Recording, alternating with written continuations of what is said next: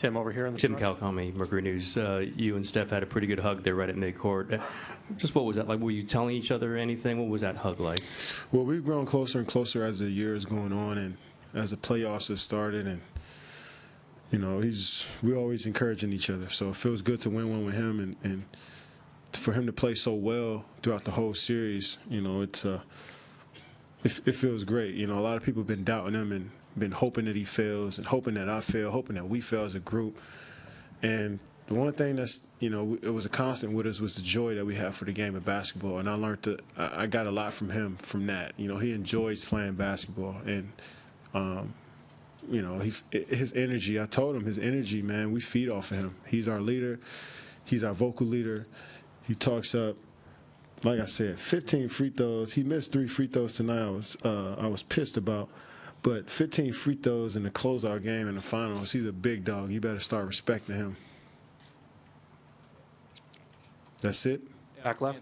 Anthony Slater, Bay Area News Group. Kevin, you know, Tim mentioned the hug with Steph. You also had a hug with LeBron right at the end. Yeah. What was it like kind of slaying him, especially knowing the history you guys have against each other? Well, the man averaged a triple-double. I ain't do enough slaying. You know, beating his team and the moment you had there post-game with him this year. Feels great. I mean, it feels great to win, but to go against somebody I view as like a rival personally is an amazing feeling to beat him. But one thing I know about LeBron James, though, he'd probably be back in the gym start of July, getting ready for next season. So I probably got to beat him in the gym, beat him to the gym. But you know, just the mutual respect. You know, we talk about guys being too friendly, but like it's a game, and we compete on the court hard as we can, both of us. And after the game, it's respect. And I did that. I respected him, and he won his first one in 2012, and he you know, reciprocated that. So I got nothing but love and respect for him, and I can't wait to compete against him again next season. Rachel and Steve, last 2 questions. Hey, Kevin, you said that one of the things you wanted to do from the moment you got to this team was try to make your teammates better. How important was it to you that you weren't just joining on with the team, but actually able to make an impact with the team? Yeah, I hear all the narratives throughout the season. I was joining, I was hopping on bandwagons, I was letting everybody else do the work.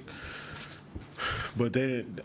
That was far from the truth. I came in and tried to help my team, like I said, try to be myself, be aggressive, and, you know, sacrifice as well. Some games I might not get shots, as many shots as I'm used to getting. There's some games where Steph is going to go off and hit 13 threes, or Clay might hit 60, or Draymond might get a triple-double with no points. But nobody cared, you know, as long as we won. And Andre Iguodala, who's right there, he continued to preach that every single day. It's all about the group. If your intentions are good, then that means as a team that we're moving in the right direction. So I just tried to think about that, but also add my flair to the game, you know. And, you know, it feels amazing to win a championship with these guys, man. I can't wait to celebrate for the rest of the night. Well, maybe the rest of the summer.